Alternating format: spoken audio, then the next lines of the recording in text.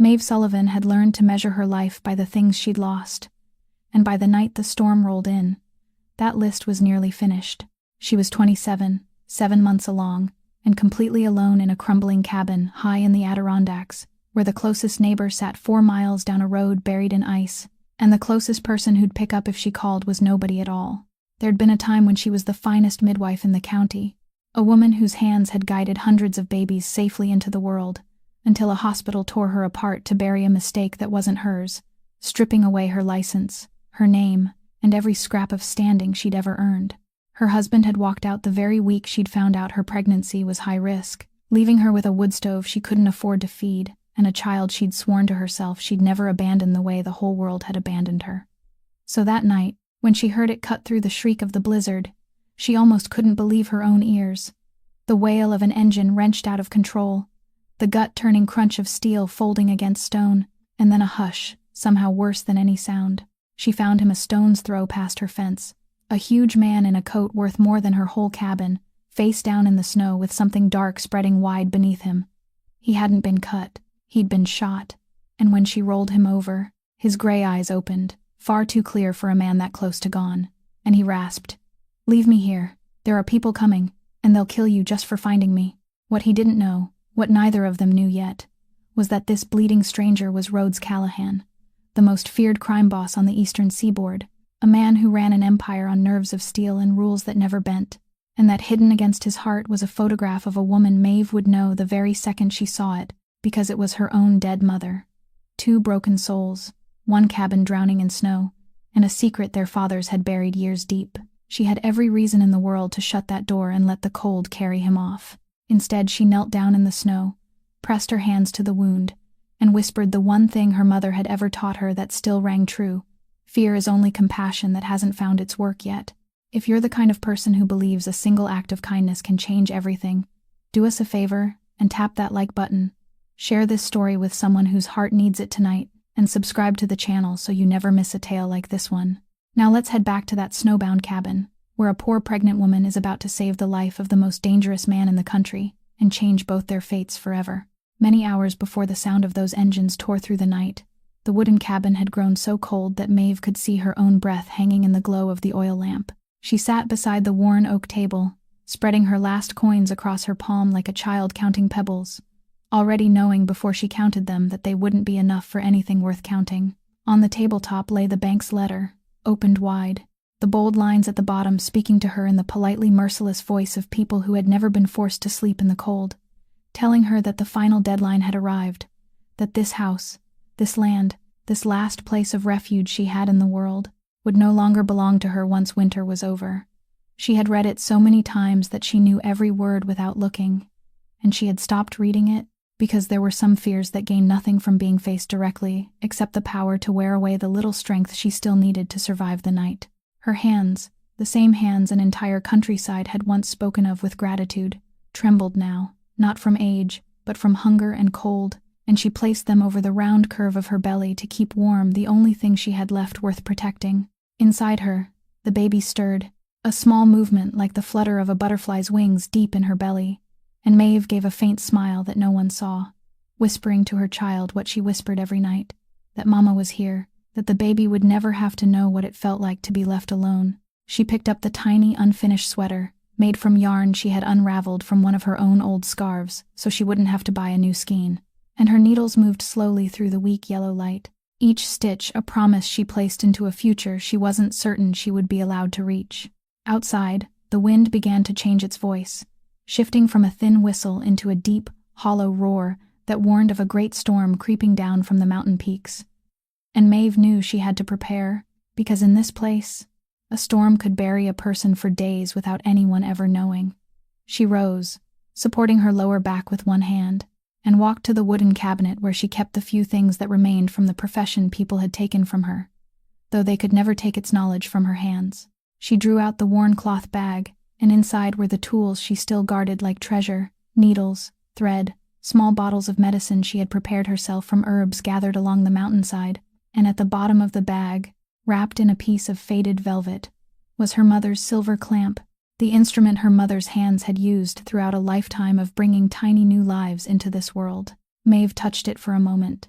the metal strangely cold and heavy beneath her fingers, carrying with it a dim memory she had never fully understood, then wrapped it again and returned it to its place, because tonight wasn't the time to remember things she couldn't change. As she built a fire in the hearth with the last pieces of wood, counting each one as though she were counting the days she had left, a face suddenly appeared in her mind, the face of a young woman with trusting eyes, a name Maeve wouldn't allow herself to speak aloud, and with it came the familiar ache of a wound that had never completely healed. A guilt that wasn't hers, and yet remained upon her shoulders as though it belonged there. She closed her eyes, pushed the image away, and told herself that she had survived nights darker than this one, though in her heart she was no longer certain that was true, because tonight she had reached the bottom, a poor and lonely woman carrying a life inside her with nothing left to give it, sitting in the darkness and listening as the storm drew closer, never knowing that within only a few hours, she, the one who was slowly sinking, would become the only person in the world capable of pulling someone else back from death. Getting the man across the threshold was the hardest thing Maeve had ever forced her body to do, harder even than those endless nights on duty back when she had still been allowed to wear a white coat, because he was as heavy as a rain-soaked boulder, and she carried another life inside her that turned every step into a plea sent through her spine and down into her trembling legs. She slipped her shoulder beneath his arm, braced herself against the doorframe for leverage, and pulled, and while she was pulling, the contraction struck, a tight band closing around her belly like someone's hand clenching into a fist, forcing her to stop in the middle of the puddle of melted snow spreading across the floor, and breathe in short, careful bursts until it eased. She knew it was only a false contraction, the body rehearsing for the day the real labor came. She had explained that very thing to countless young mothers in a soft and reassuring voice, but knowing something with the mind and feeling it tear through one's own body were entirely different matters. And for one brief moment, she nearly let go of the stranger. She didn't. She gritted her teeth, waited for the pain to pass, then pulled again, inch by inch, until they both collapsed onto the stone kitchen floor beside the fire that was still barely breathing in the hearth. The electricity had failed when the storm worsened, the single wire connecting the cabin to the outside world having snapped somewhere along the blackened mountainside. So she felt her way through the darkness and lit 2 oil lamps, placing one on the table and the other on the floor beside him, letting that weak, trembling yellow light reveal what she was about to face. Light first, then water, then the patient. That was the order her mother had carved into her when she was still a child, and now that old order rose in her mind like a steady hand settling on her shoulder. She picked up the fabric shears and began cutting through his expensive coat, made from fabric so soft and thick that she had never touched anything like it in her life, and he let out a low growl of protest, his gray eyes opening slightly through the haze between consciousness and oblivion. He murmured, his voice dry as crumbling leaves, that she was ruining something expensive, and Maeve, without looking up, replied that he could send her the bill, and she would pay it with exactly the amount of money she had, which was nothing at all. Something flickered at the corner of his mouth, perhaps a smile, perhaps only pain, and then he sank back into the darkness within himself. Beneath the coat, she found a thin vest made from some unfamiliar material, unnaturally stiff and dense, and it took her a moment to understand that it was the sort of garment people wore to stop bullets, except this time it had failed in its duty, because directly in its center was a ragged hole, and from that opening blood continued to seep, slowly and patiently, in a way that tightened her heart. She cut away the armored vest and exposed the true wound,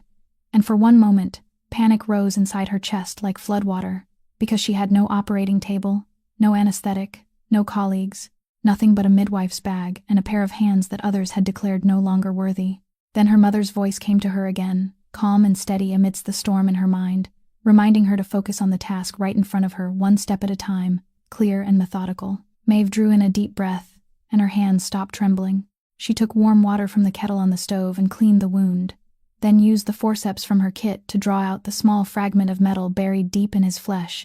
and his entire body shuddered, though he didn't wake. She stopped the bleeding with firm fingers and stitched the torn flesh closed, with the needle and thread she always carried, one stitch at a time, steady and patient, until the familiar rhythm of the work gradually pulled her out of fear and returned her to the place where she belonged, standing along that fragile border where a life was wrestled back from the hands of death. As she tied the final knot, the man began muttering in the fever, broken and meaningless words, and among those delirious sounds, she heard him call a woman's name. spoken in the voice of a child searching for his mother in the dark, so tender and desperate that her hand stopped in midair. She didn't hear the whole name clearly. She caught only its final sound as it faded into his rough, rattling breath, and she told herself it was nothing more than fevered nonsense without meaning, though a strange, vague, nameless feeling had quietly slipped into her chest and remained there. She wiped his forehead, drew an old blanket over him, then settled onto the small stool beside him, one hand resting on her belly and the other held close to his wrist as she counted his pulse. 2 lives beating beneath the roof of a house that would soon no longer belong to her. While outside, the storm screamed as though it meant to tear the mountain apart. Once the pulse beneath her fingers had settled into a rhythm steady enough for her to trust, at least for the moment, Maeve rose, her joints cracking after so many hours bent over him, and picked up the coat she had cut apart from the floor so she could dry it beside the hearth, because even a piece of wet cloth shouldn't be wasted in a house that had almost nothing left. It was heavier than she had expected, heavy in a way no coat had any right to be, and when she turned it in her hands to wring out the water, she felt something hard and square hidden inside the lining over the chest, an unfamiliar shape lying still like a secret holding its breath. Her hands, long accustomed to searching for things concealed beneath human flesh, followed the seam and found a section that someone had opened and then hurriedly sewn shut again. The crooked stitches of a person who wasn't a tailor and had worked in haste. She hesitated for a moment, because she understood that there were some doors that could never be closed once they had been opened. But the instinct of a woman who had spent her life needing to know exactly what she was facing won out, and she took the scissors and cut through the clumsy stitching. 2 objects fell from the lining into her palm. The first was a small device made of black metal, thick and solid, unlike any telephone she had ever seen in the towns below, with a short, blunt antenna and a screen that quietly cast a faint blue glow into the darkness. The glow of a machine that was still alive, still connected to some distant place beyond the storm's reach. As she lifted it, the screen suddenly flared brighter, and a line of words appeared, brief and cold, a message from someone whose full name wasn't shown, saying only that every road had been sealed, that a man named Silas had stationed people along every route down the mountain, and that if he was still alive, he was to remain absolutely silent. The name Silas lingered in her mind for a moment like a pebble thrown into dark water, sending out a ripple before sinking away. A name that meant nothing to her yet carried the weight of something ominous, and she placed the device on the table with the screen facing down, as though doing so might make the threat inside it feel less real. The second object was much lighter, an old photograph yellowed at the corners and wrapped in a piece of oil paper to protect it from dampness. And when Maeve opened it beneath the lamplight, she expected to see the face of the man lying on the floor when he was younger, or perhaps the face of someone close to him. But what she saw stopped her breath halfway through her chest. In the photograph stood a woman beside a man Maeve didn't recognize, a woman whose posture Maeve could have identified in her sleep, with the familiar angle of her face and the way she folded both hands before her belly in a manner known only to those accustomed to welcoming children into the world, a bearing Maeve had watched throughout her entire childhood and had buried in the earth with the woman who carried it. She didn't understand.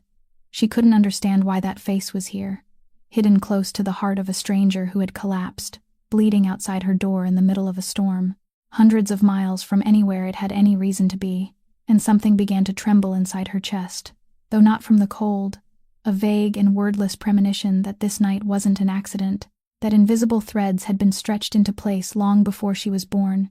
and that she had just unknowingly touched one end of something far larger than herself. She meant to turn the photograph over and search for a line of writing, a name, some fragment of an explanation, and her fingers had already touched the edge of the paper when the man on the floor suddenly shuddered violently, his entire body convulsing beneath the blanket, and a groan tore from his throat, the sound of someone being dragged under by fever. Maeve dropped the photograph onto the table at once,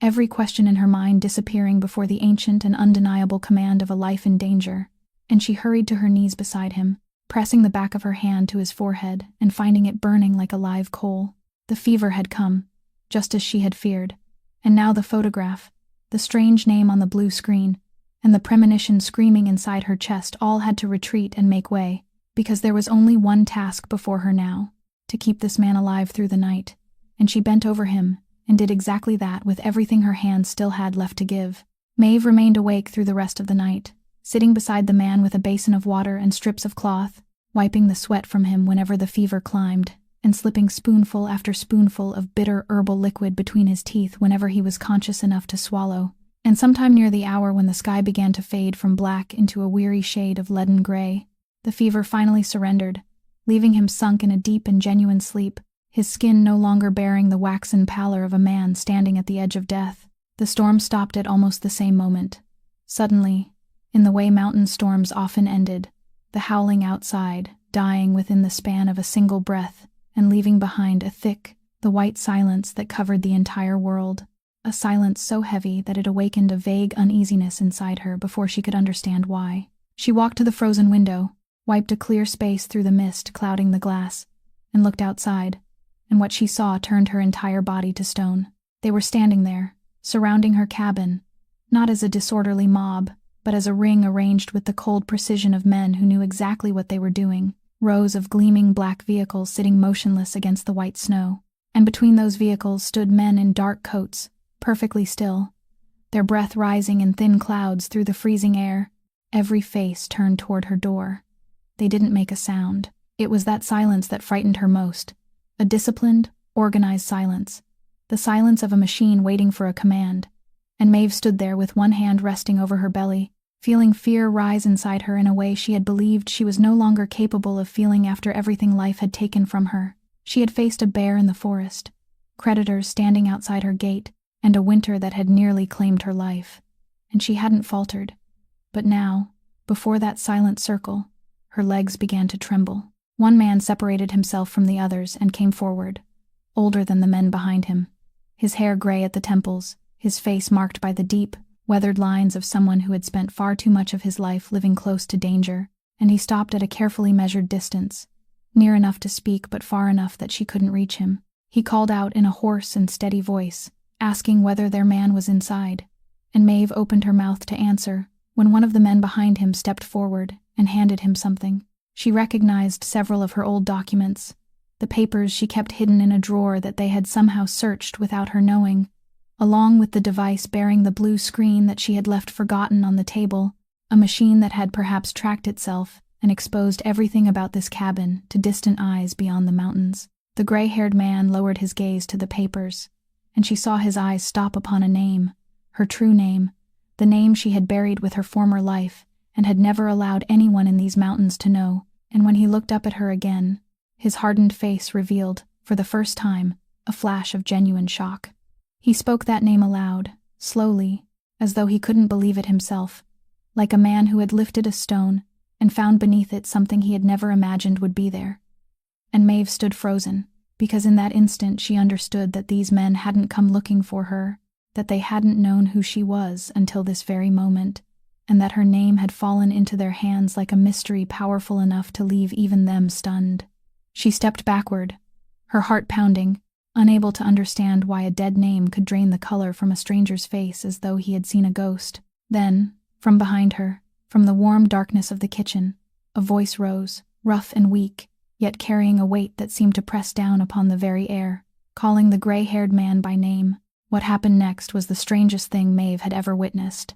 The hardened man went pale, then dropped down, both knees sinking into the snow in the middle of her front yard, his head bowed low, and behind him, spreading outward like a wave passing through the entire silent circle, every man knelt in turn, rows of dark figures folding themselves onto the white snow, in absolute and wordless reverence. Maeve turned around very slowly, and the man she had dragged through the snow, whose clothes she had cut apart, whose wounds she had stitched, and for whom she had stayed awake all night to wrestle him back from death, was standing against the kitchen doorway, her white bandage wrapped across his chest, her black stitches still visible against his skin,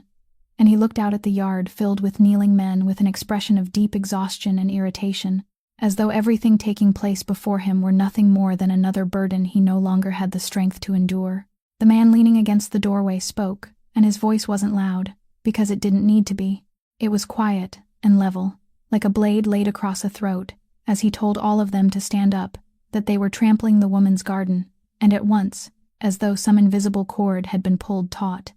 the entire black ring rose in unison, brushing the snow from their knees, not one of them daring to fall even half a beat behind. Maeve stood rooted in the doorway, looking from the men who had just knelt face down in the snow, to the man she had believed was about to die in her hands only a few hours earlier, and a cold truth slipped along her spine, that she had spent the entire night fighting for the life of someone whose single word was enough to make rows of armed men bow their faces to the ground. He took one step beyond the doorway and staggered, his hand reaching blindly for something to hold, and before she could think, her legs had already carried her across the yard, her shoulder slipping beneath his arm for the second time in less than a day, taking his weight as though her body had been made for that very purpose. He stiffened for a moment, unaccustomed to being touched by anyone without some hidden calculation attached to it, then allowed himself to lean against her, and she felt his labored breath leave him in a cloud beside her ear. The gray-haired man stepped forward, his face having regained its usual seasoned composure, and the wounded man called him by name, called him Frank, ordered him to report, and in the way he spoke that name, Maeve heard something entirely different from the tone he used with the others, a weary trust. The kind of trust a person gave to only one soul in the world after learning that everyone else was capable of betrayal. Frank explained, briefly and precisely, that they had followed the signal from his device through the storm all night, that he alone had received the call for help because no one else in the world possessed the code needed to reach him, and Maeve, standing there beneath the wounded man's weight, understood something even colder than the air around them, that this powerful man, this man who could bring an entire army to its knees, was so profoundly alone that within the whole of his empire he could entrust his life to only one person. He nodded, then in a voice roughened by pain yet leaving no room for argument, he began issuing orders, assigning men to guard the roads, giving instructions about what had to be done, and every word he spoke was received and carried out at once by the hardened men surrounding him, without a question, without the slightest hesitation, and Maeve realized that his authority didn't come from muscle, nor from the body that now had to depend on hers, but from something invisible that radiated from him even at his weakest, something that made the entire circle of men bend toward him the way grass bent before the wind. In the middle of his instructions, one of the men stepped forward to receive an order, a man with a face so ordinary it was difficult to remember, and Maeve happened to notice something small that shouldn't have seemed worth noticing, the way his eyes lingered on the bandage across the man's chest one beat longer than necessary, something flashing there and disappearing. Not the concern of a subordinate for a wounded leader, but something else, colder and more calculating, and then the man lowered his head in obedience and disappeared back into the crowd, leaving behind a faint ripple of unease inside Maeve that she couldn't name and had no time to consider. The wounded man continued, his voice lowering as he reminded Frank of the law he had upheld throughout all the years of his rule, that no one under his command was ever permitted to harm women, children, or innocent civilians, that it was a boundary he would never allow anyone to cross no matter how dark the world he lived in became, and as he said it, his eyes shifted toward Maeve and the curve of her belly, like a silent assurance that she and the child inside her stood beyond everything unfolding there. But Maeve didn't want that assurance. She didn't want anything from the world that had just descended upon her yard, and once he seemed steady enough to stand with less help, she withdrew her shoulder from beneath his arm and stepped back, both hands closing protectively over her belly, and she told him in a voice that trembled but didn't yield that all she had was an unborn child and a leaking house that was about to be taken from her, that she neither needed nor wanted any part of his troubles, that she was asking him and all his men to leave and let her remain alone with the small piece of life she still had left. He watched her for a long while, those gray eyes resting on her face with something she couldn't read. Then he said softly, so softly that only she could hear, that he was afraid it wasn't as simple as she wanted it to be, and that perhaps she had been drawn into all of this long before she opened her door the night before. His words had barely settled when Frank stepped closer, and something in the gray-haired man's eyes had changed. His seasoned calm was now edged with a cold vigilance he made no effort to hide, and he studied Maeve the way a hunter studied an unfamiliar footprint pressed into the snow. In a slow and level voice, he asked how long a woman had been living alone in a place this remote, without a husband, without family, without a single visitor, and Maeve answered that it had been many years, more than she cared to count. And Frank nodded, as though her answer had confirmed something he had already suspected. Then he drew an object from inside his coat and raised it into the cold morning light, and Maeve's heart tightened when she recognized her mother's silver clamp, the one that should still have been resting at the bottom of her cloth bag, and she couldn't understand how it had come into his possession, perhaps while his men were searching the cabin. He turned the clamp between his calloused fingers, examining it with a familiarity that chilled her, then asked how a woman too poor to heat her own home had come to possess such a finely crafted piece of silver, an object bearing patterns he claimed to have seen somewhere a very long time ago. Maeve replied that it had belonged to her mother, that it had accompanied her throughout a lifetime of work. But even as the words left her mouth,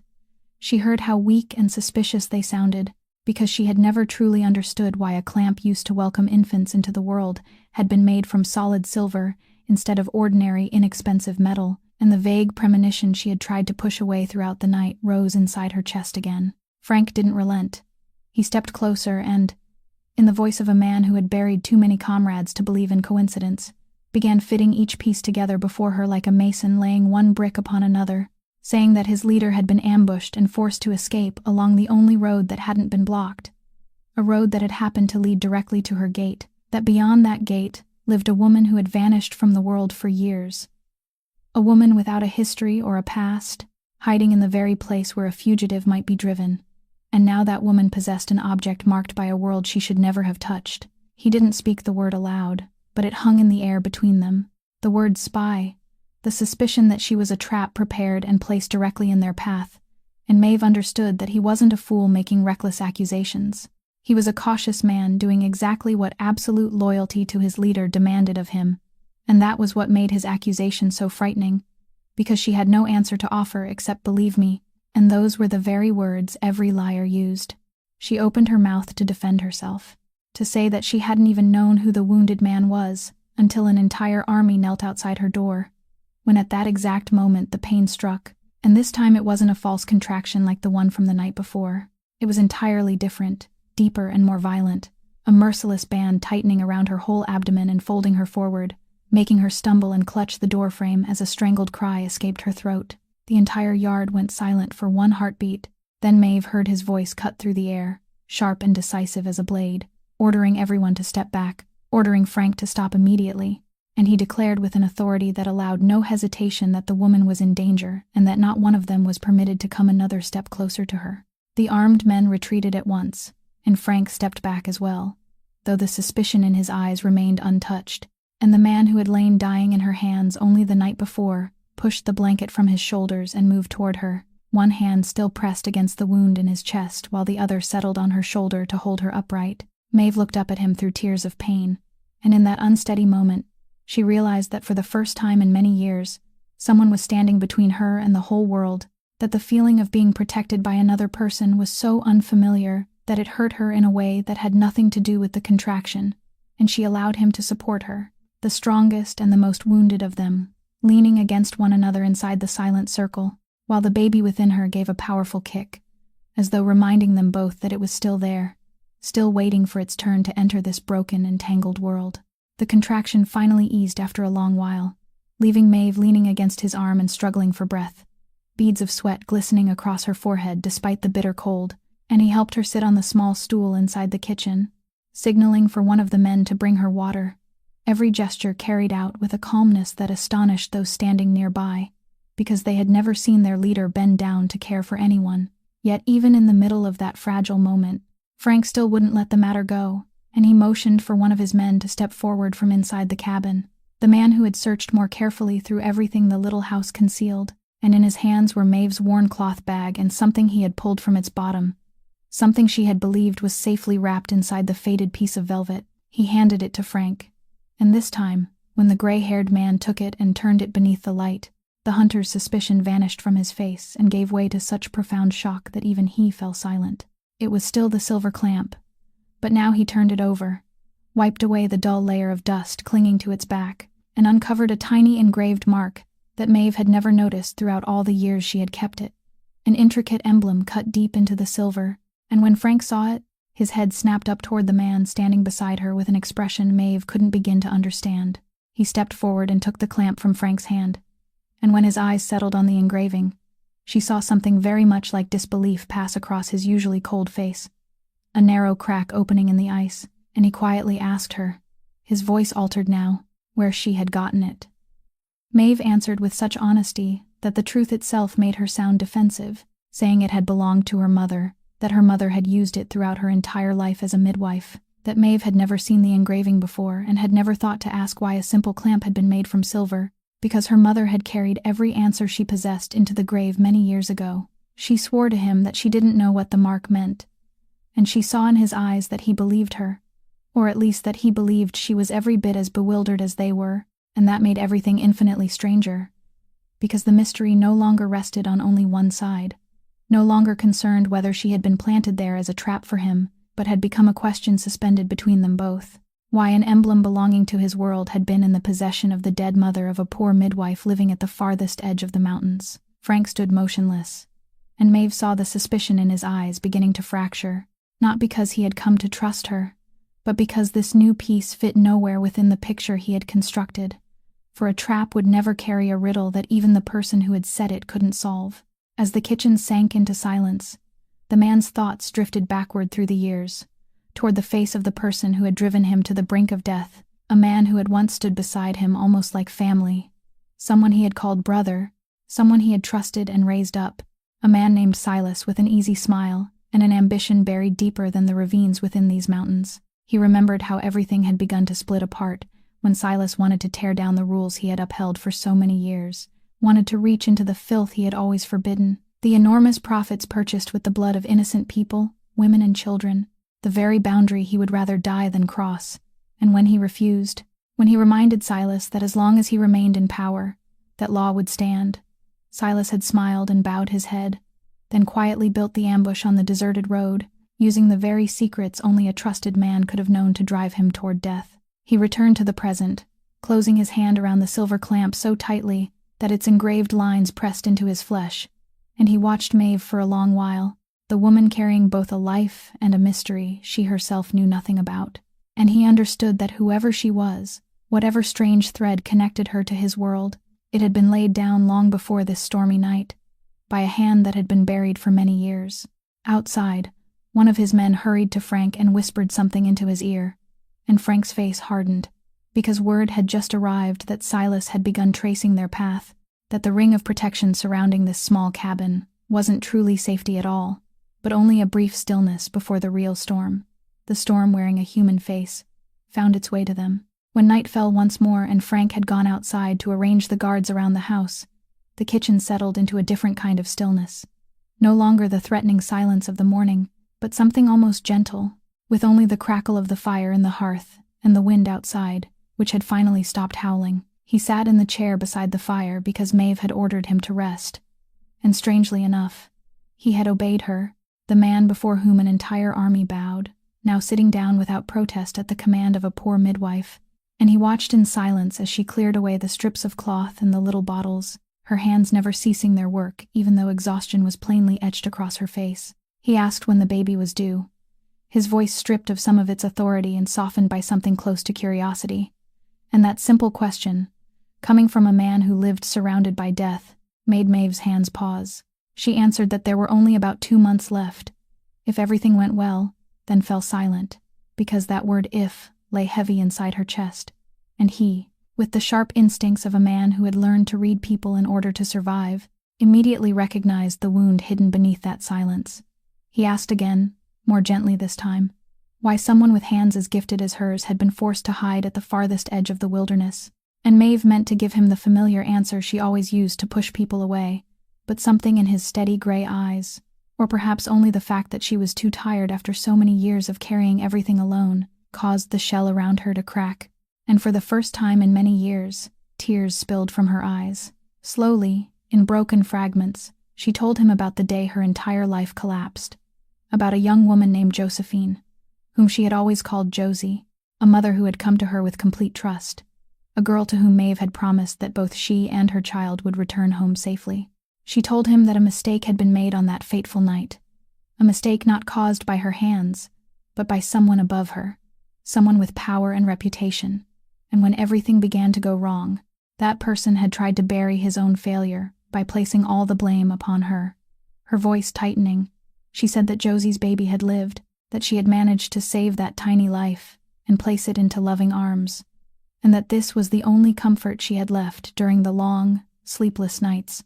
But the young mother had been beyond her saving, and the promise Maeve had spoken that night still haunted her like a ghost that refused to leave. She told him that they had taken away her license and destroyed the name she had spent years building, that the entire system she had once trusted and served had turned its back on her in a single night, and that when she returned home carrying the full weight of that humiliation, the husband she had believed would remain beside her for the rest of her life had left. Walking away during the very week she learned her pregnancy was high risk, and learned that the pregnancy would be dangerous, leaving her alone with a ruined name, a life growing inside her, and a world that had slammed every door shut in her face. She said she had fled to this place at the end of everything, not to live, but merely to survive, so that her child might be born somewhere. No one knew the stained name of its mother, and when she finished, she lowered her face, her shoulders trembling, ashamed that she had allowed a stranger to see her broken so completely. He said nothing for a long while, because he wasn't a man of comforting words and had never learned how to soothe another person. But then he did something that seemed to surprise even him. Slowly, he raised his hand, the hand that had taken more lives than he could count in the darkness of his world, and placed it upon the shoulder of the woman carrying a new life inside her, lightly and awkwardly, as though he feared that even his touch might stain her. And in the moment those two opposing hands met, the hand that gave life and the hand that had once taken it away, something quiet shifted between these two broken people, and in his low, rough voice, he told her that the young woman's death wasn't her fault, that someone who had kindled the flame of life for so many others didn't deserve to carry a fire inside her heart that burned only to consume her. And Maeve lifted her tear-filled eyes to him, and for the first time since the night the whole world had abandoned her, she felt truly seen. Not as someone guilty, not as a trap, but as a human being. His hand was still resting on her shoulder, as the tide of emotion slowly ebbed, and Maeve, exhausted after finally releasing everything that had weighed upon her heart for so many years, let herself sink back against the chair, one hand rising instinctively to cradle the curve of her belly in the habitual gesture of a mother, as though needing to make certain the little life within her was still there, still safe.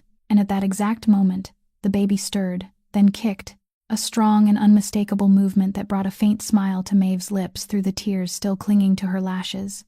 And for reasons she couldn't fully explain, perhaps because she was still wrapped in that rare feeling of having shared her burden with someone, she did something she would never ordinarily have done with a stranger.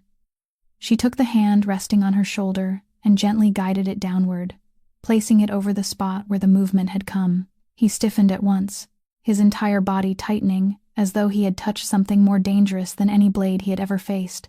and his first instinct was to pull away, because that hand had never been placed upon anything so gentle. It knew only the weight of cold metal, the crushing grip of anger, and all the darkness his world demanded of it. But Maeve kept his hand there, softly, and whispered for him to wait, and then it came again, another kick,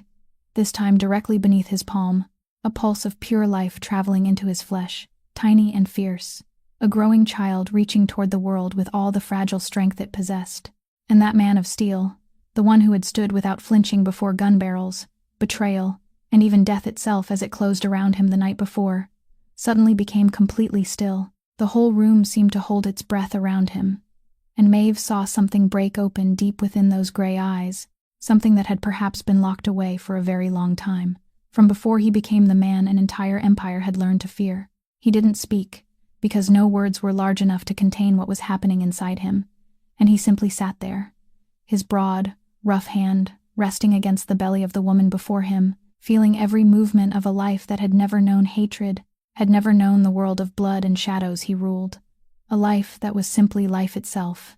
pure, innocent, and full of hope. All his life, he had measured everything through power and fear, through what he could take and what he could hold on to. But this small kick asked nothing from him, wasn't afraid of him, didn't know who he was. It was simply alive.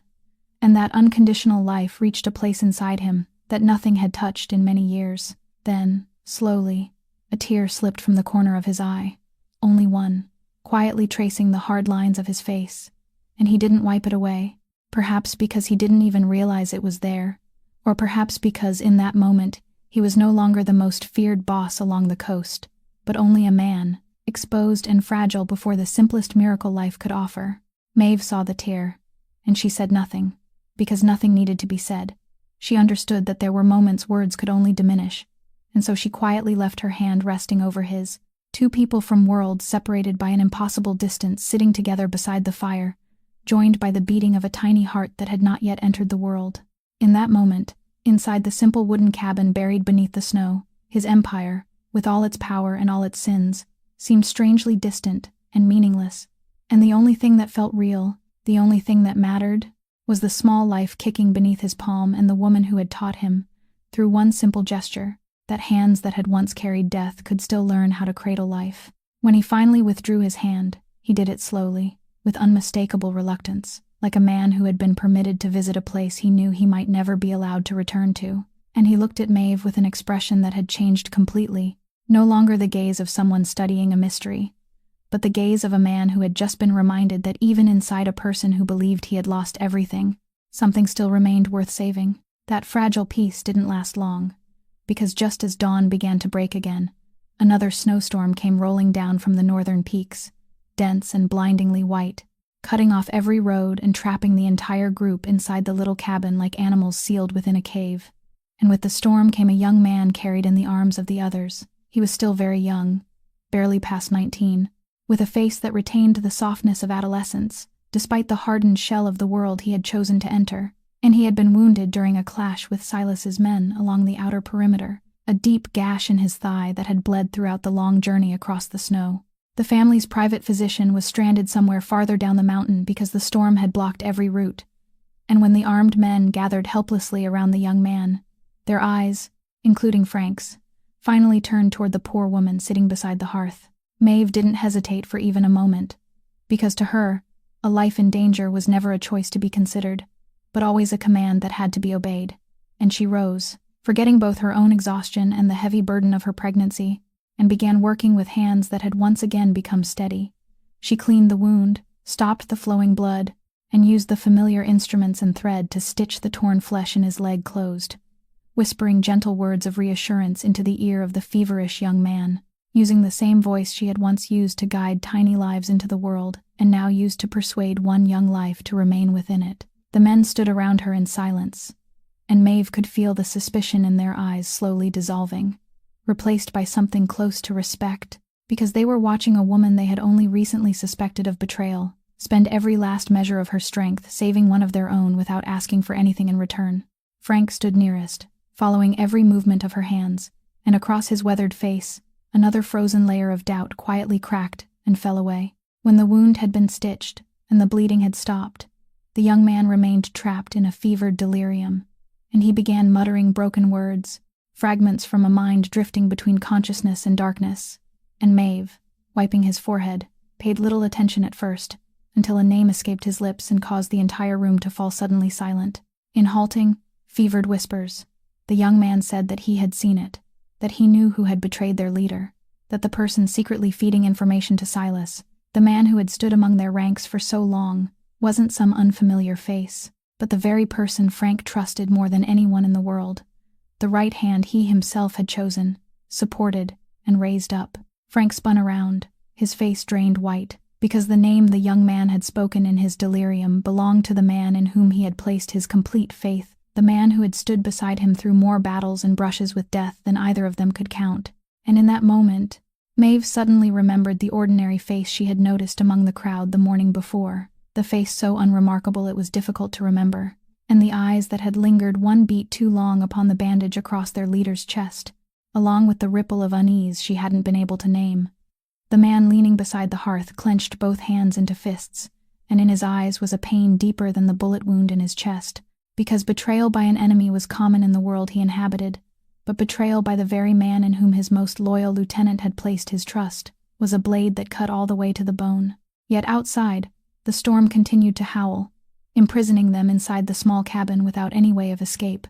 and they knew the traitor was still somewhere among the men guarding the house, still waiting silently for his opportunity, while they couldn't act, couldn't expose him while the storm sealed everything off, because one careless move could drive them all toward death. As the group sank into the suffocating tension of knowing there was a serpent inside the house while being unable to strike, the young man named Des slowly opened his eyes, his fever beginning to ease, and the first thing he saw was the gentle face of the woman who had saved him, and in those youthful eyes, beneath all the darkness into which life had already dragged him, there appeared for the first time a flicker of something different, the dawning realization that another path might still exist in this world, a path shaped by hands that knew how to save rather than destroy. That night, after Des had fallen into a peaceful sleep and the others had dispersed to stand guard, Maeve went to where Rhodes was sitting, carrying the old photograph she had kept hidden ever since the night she discovered it, and she placed it before him beneath the oil lamp, because she couldn't endure the mystery gnawing at her heart for another moment. In a quiet voice that couldn't conceal its trembling, she asked why this photograph had been hidden inside the lining of his coat, why the woman in it was her own mother, who had died many years ago in this remote place at the edge of nowhere, hundreds of miles from anything belonging to his world. He picked up the photograph and studied it for a long time beneath the flickering light, a heavy, contemplative expression settling over his face. Then he slowly told her that the photograph wasn't his, that he had found it inside his father's safe after his death, among the papers and secrets Eamon Callahan had concealed throughout a lifetime as a powerful boss, and that he had carried it with him ever since without ever understanding why his father had kept it, knowing only that it seemed important in some way he couldn't explain. A chill moved down Maeve's spine as she listened, because the puzzle hadn't been solved at all, but had twisted itself into something even more bewildering. This man's father, a powerful crime lord, had kept a photograph of her poor midwife mother inside his safe, and Maeve asked him, almost pleading now, whether he knew anything more, anything at all that might help her understand. He remained silent for a long while. Then, as though a memory buried since childhood were slowly rising through the dust of time, he began to speak. His voice changed and distant, as though it were reaching them from somewhere far away. He told her that when he was a boy, he had once become gravely ill, struck by a terrible sickness that none of the wealthy physicians his father summoned had been able to cure, and on the night everyone believed the child wouldn't survive, his desperate father had ordered his men to find a woman known throughout the region for possessing hands capable of wresting life back from death. A midwife and healer. He said that the woman had arrived in the night, had remained beside the boy's bed for days and nights without leaving, and had used herbal remedies and a devotion that no amount of money could buy to draw him back from the brink, and that his father, a hard man who never owed anyone anything, had owed that woman the life of his only son. When he reached that part of the story, his eyes lifted toward the photograph, toward the gentle face of the woman, standing with both hands folded before her belly, and he murmured, almost too quietly to hear, that he had never known her name, that his father had never told him, but had kept this photograph as though it were something sacred. Yet now, looking at Maeve's face and then back at the face in the Fee photograph, he could no longer deny the truth slowly revealing itself before them both. Maeve raised a hand to cover her mouth as tears quietly filled her eyes, because the entire room seemed to tilt around her while the circle of fate closed before them. The impoverished woman who had saved the most powerful boss along the coast during this stormy night was, without ever knowing it, the daughter of the woman who had saved that same man when he was a dying child many years before. Her mother's hands had wrested the boy named Rhodes from death. And now Maeve's hands, inherited from those very hands, had once again drawn that man back from the grave, as though fate itself had deliberately woven their two families together across 2 generations, through a thread neither of them had ever been able to see. He rose despite his wound and came to stand before her, his gray eyes now shining with something that was both astonishment and almost reverence, and in a roughened voice, he told her that her blood had saved his blood not once, but twice across a vast stretch of time, and that he was beginning to believe the night she opened her door to him hadn't been an accident, but a debt of fate that had finally found its way home. Yet even as that beautiful and extraordinary truth left them both overwhelmed, Maeve could still feel something larger hiding behind it, an unanswered question. If her mother had saved the son of a powerful boss and earned such a profound debt from him, why had she fled? Why had she taken her daughter to this distant place, changed their names, buried the past, and carried every secret with her into the grave? And inside Maeve's pocket, she felt the weight of a sealed letter her mother had left behind,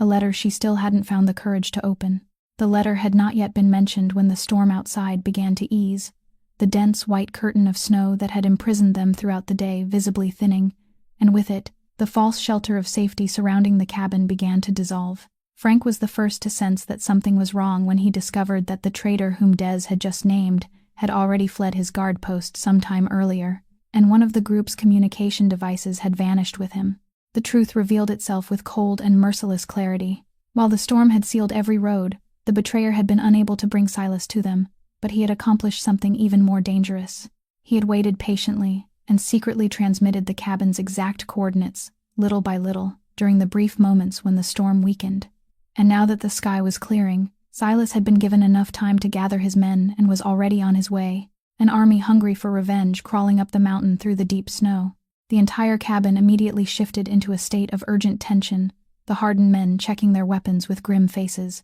And Frank came to Rhodes, his voice low and heavy, telling him they couldn't remain there, that the small cabin offered no defense, that staying would mean being driven into a trap with no way out.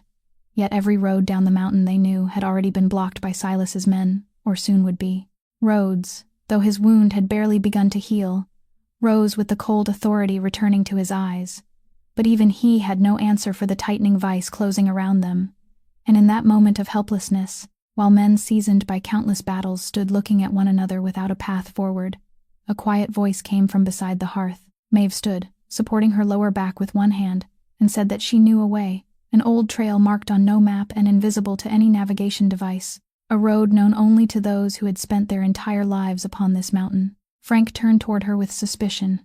and she explained in a calm voice, despite the pounding of her heart, that throughout all the years she had hidden there, she had never truly stopped practicing the profession others had tried to take from her, that she had quietly traveled among the scattered homes along the mountainside to deliver babies, treat the sick, and care for poor people who had neither the money nor the strength to reach any hospital in the lowlands. She said that through countless winters she had crossed those paths in the middle of the night, with her cloth bag over one shoulder to reach a woman in labor or an old person nearing death, that she knew every ravine, every hidden passage, every rotting wooden bridge, and every abandoned ranger station on the mountain as clearly as she knew the lines across her own palm, and that there was a route curving around the western slope, dangerous and concealed,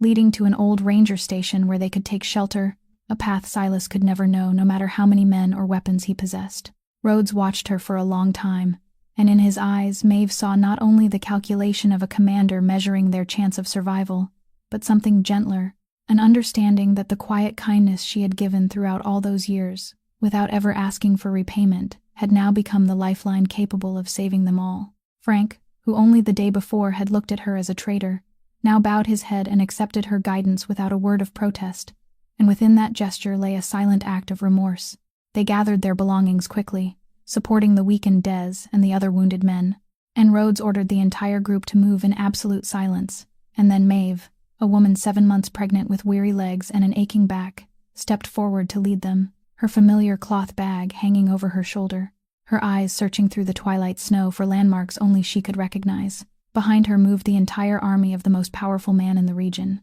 men who had inspired terror in countless others, now entrusting their lives completely to the hands and memory of a poor midwife they had once suspected.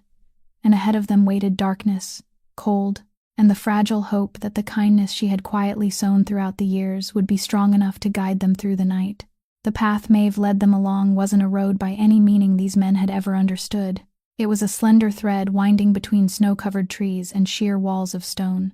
a trail that would vanish completely beneath the endless white within the blink of an eye, unless someone knew every turn by heart. She walked at the front, slowly but with certainty, pausing at each fork to search for landmarks only she could recognize. A tree whose crown had been severed by lightning, a strangely shaped boulder, a frozen stream whose direction she remembered clearly, and behind her the entire group moved in an absolute silence so tense it seemed to choke the breath from the air, because Rhodes had ordered that no one utter even a single sound, knowing how far a noise could travel through the stillness of the snowy mountains and betray their position. What astonished Maeve most was the iron discipline of these men. Dozens of armed figures moved through the forest at night while making almost no sound. Their commands passed through gestures instead of words, a raised fist bringing the entire column to a halt as one, an open hand making them spread apart, every man responding to the next with the smooth precision of water returning to its proper course. But the true hardship lay within Maeve's own body, because every step upon the slippery slope sent a fresh ache through her spine,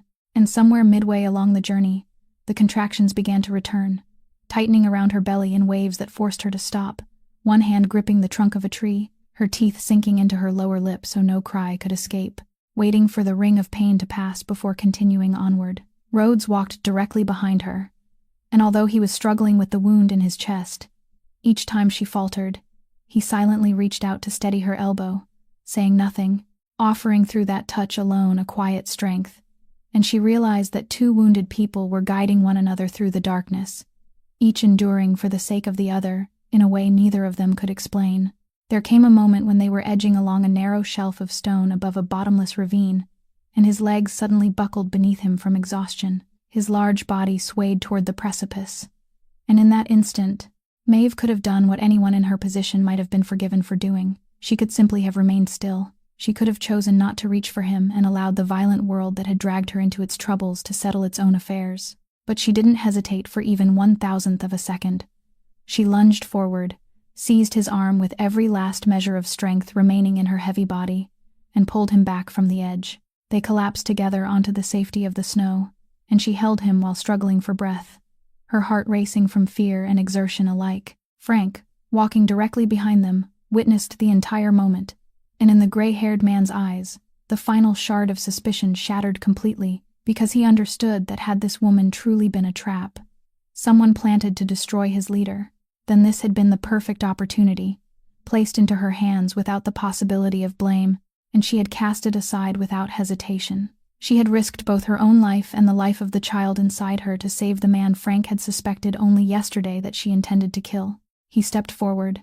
and for the first time since that morning filled with mistrust, he reached out and helped her to her feet, and within that simple gesture rested everything. A hardened man like him didn't know how to speak aloud, an apology, an admission, and a newborn respect. They continued through the remainder of the night,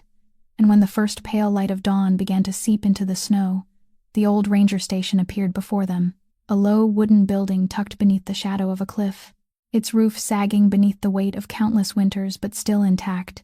still possessing 4 walls and a hearth enough to shelter them. The exhausted group dragged themselves through the final steps and entered, and Maeve, after guiding an entire army safely across her mountain without losing a single soul, finally allowed herself to lean against the doorway and close her eyes. But at that very moment,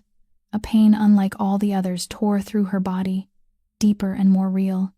and she felt warm fluid running down her legs, and with all the terror and clarity of a woman who knew her profession, she understood that her baby had chosen this very hour to demand entrance into the world. Throughout her life, Maeve had delivered more babies than she could count, and had calmly guided countless mothers through the most difficult hour a woman could face. Yet she had never imagined that when her own time came, she would have to endure it inside an abandoned ranger station in the middle of a snowbound forest, without a doctor, without a hospital, without anything except her own 2 hands, and a group of loyal soldiers standing frozen with panic before something no gunfight had ever prepared them to confront. They hurriedly spread blankets across the floor beside the hearth Rhodes had lit with his own hands, and Maeve, though she was writhing beneath one relentless wave of pain after another, still fought to preserve the calm voice of the healer within her, as she gave instructions, telling them to heat water, to find the cleanest pieces of cloth they had left, and reminding them that in a birthing room, composure was their greatest shield against the biting cold.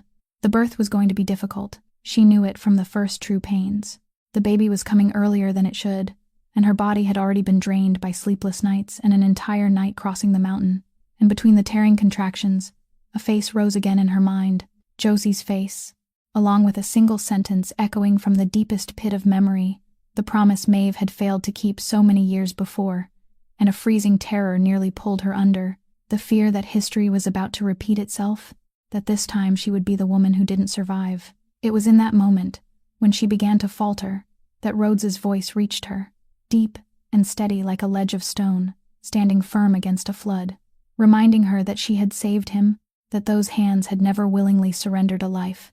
and that now she had to save her own child. And his voice drew her back, fastening her to the present, to the work before her. Then the strangest thing of all took place. The man feared by an entire empire, the man whose hands had known only darkness, knelt beside her and followed every instruction she gave, one by one, with a concentration and care he had never devoted to anything else in his life. Those large, rough hands now, gentle and trembling as they prepared to receive a life instead of taking one away. She told him what to do, where to place his hands, how to support the child, and he obeyed her like a student listening to the only teacher he had ever truly trusted, sweat gathering across his forehead despite the freezing room, while everyone around them held their breath and watched these 2 wounded souls struggle to draw a new life out of the winter night. Then came the moment Maeve had feared more than any other, the instant when the tiny child finally left its mother's body and entered the world. But instead of the cry she had longed to hear, there was only silence. A terrible stillness falling over everything, and within that silence Maeve felt her own heart stop. She saw Rhodes's face turn pale, saw Frank look away, saw the entire room freeze beneath a fear no one dared to speak aloud. She lunged forward, forgetting her exhaustion and her own agony, the hands of a mother and a healer moving together through the motions dictated by instinct and a lifetime of experience, rubbing, gently patting, clearing the airway, whispering to her baby in a voice broken open by pleading, begging that tiny life to remain, to make a sound, to live. Then, after a moment that seemed to stretch across an entire lifetime, life found its voice, first in a tiny cry, then in a strong wail that filled the wooden room, the most beautiful sound any of them had ever heard, and the whole room seemed to soften and break apart. The hardened men turned their faces away to hide reddened eyes. Frank released a long breath as though he had been holding it for his entire life, and Rhodes, the man of steel, cradled the newborn child in his hands and stared down at it with an expression no one had ever seen upon his face. Pure wonder and a naked, unguarded happiness. They quickly dried the baby and wrapped it warmly in the clean cloths, and Rhodes bent down and placed the little life into the waiting arms of its mother. Maeve drew her child against her breast, pressed her cheek to the tiny head still warm from birth, and tears streamed down her exhausted yet radiant face.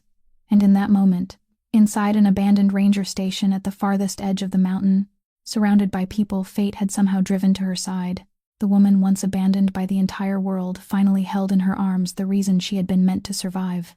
And she understood that whatever tomorrow might bring, tonight her hands had failed no one, not even herself. When the baby had finally fallen asleep in her mother's arms, warm, well-fed, and safe,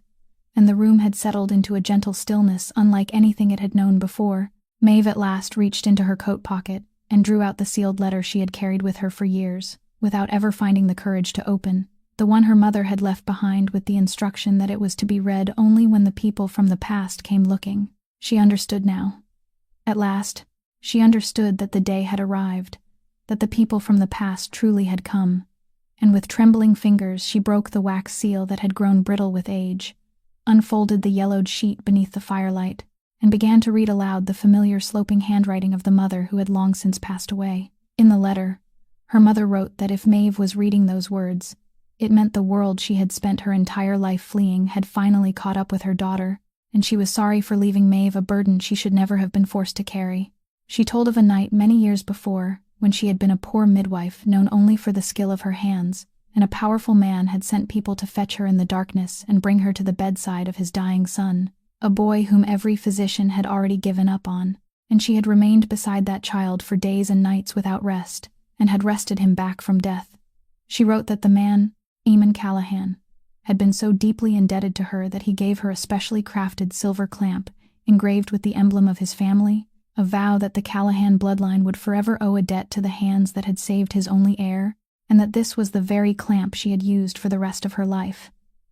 The object Maeve had preserved without ever understanding its meaning, but then the tone of the letter grew heavier, and her mother wrote that the gratitude had become a chain, because after saving the boy, she had accidentally witnessed and learned of the dark things the family concealed. Secrets that once heard left a person no longer free to walk away, and Eamon, determined to protect those secrets, had forced her to remain, to stay silent, and to bury everything she had seen, imprisoning her within a debt she had never asked to receive. She wrote that her conscience couldn't endure it, that her hands had been born to save lives, not to hide the sins of others, and that when she became pregnant with her own child, with Maeve, she decided her daughter would not grow up beneath the shadow of such a world. And so, one night, she took her newborn baby into her arms and quietly escaped, changed their names, erased every trace of their existence, and fled to the most distant and forgotten place she could find. She wrote that she had never regretted that choice for a single day,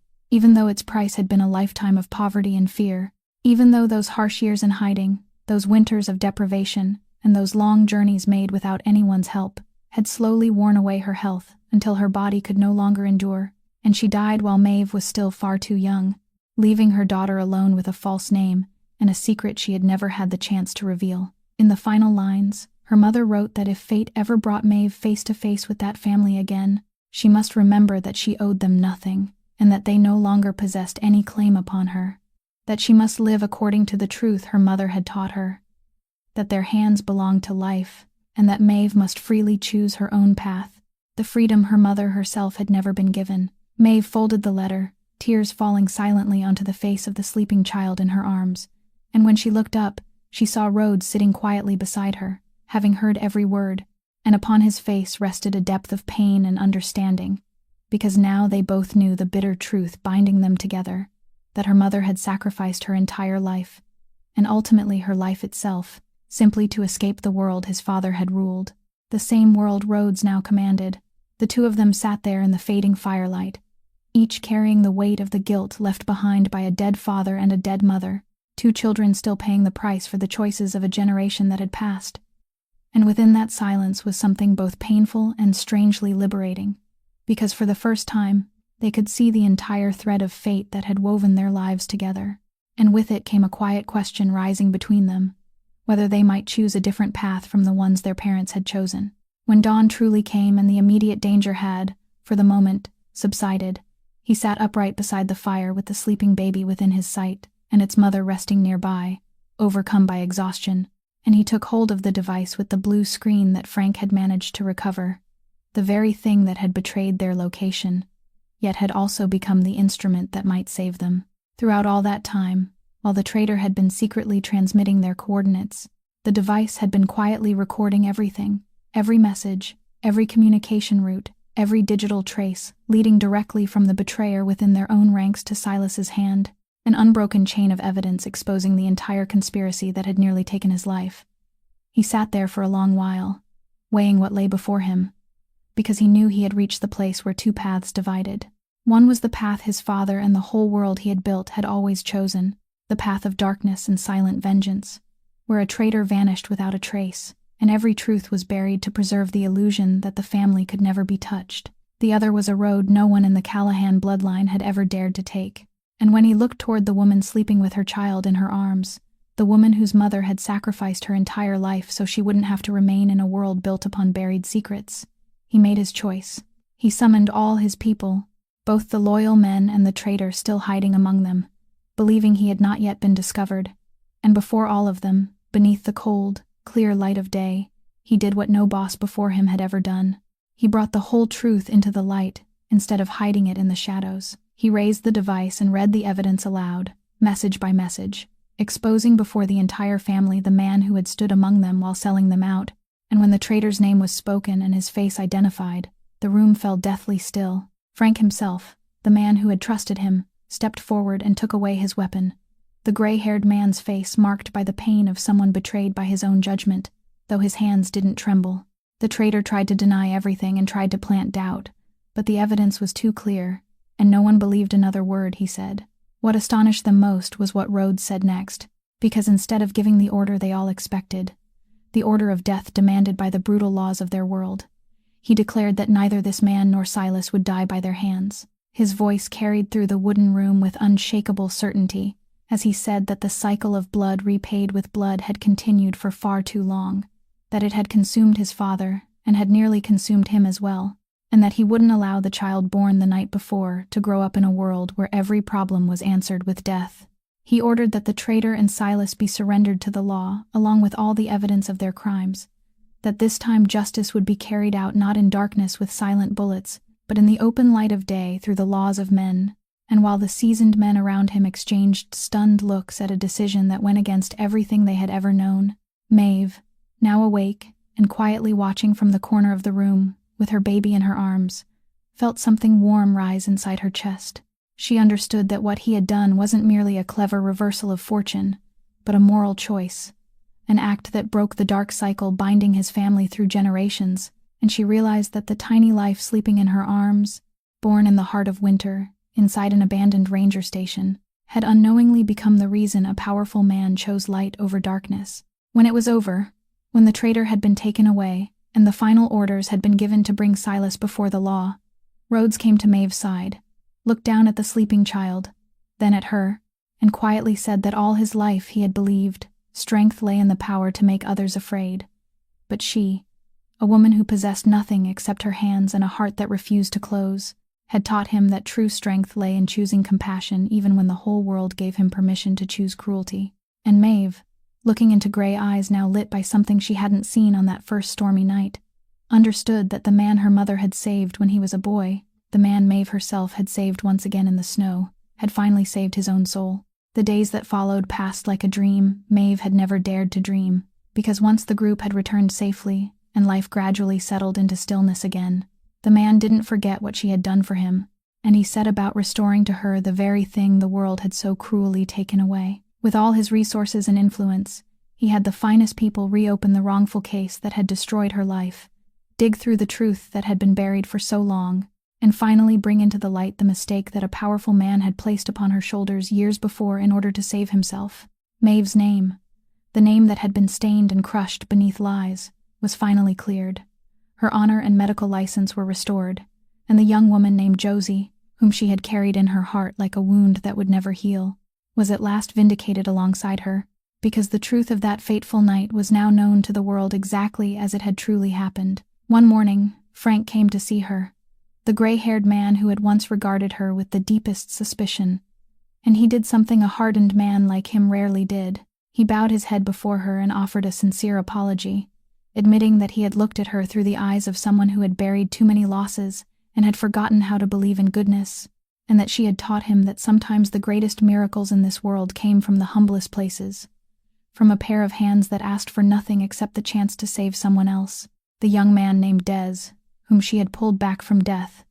also came to say goodbye, because he had decided to leave the dark world into which he had stumbled. He told her that her hands, and the way she had saved people without calculation or expectation, had shown him another road, and he had chosen to train in rescue work, so that one day his own hands would know how to protect life instead of destroying it. Maeve embraced the young man with tears in her eyes, because she understood that a seed of kindness had been planted and was already beginning to grow. Then Rhodes came to her with a proposal, not one that would draw her into his world, but one that opened before her a future she had never allowed herself to imagine. He wanted to use his wealth to establish a community medical foundation that would bring healing hands to poor and isolated mountain regions, to places where mothers like Josie had neither the money nor the roads needed to reach a hospital.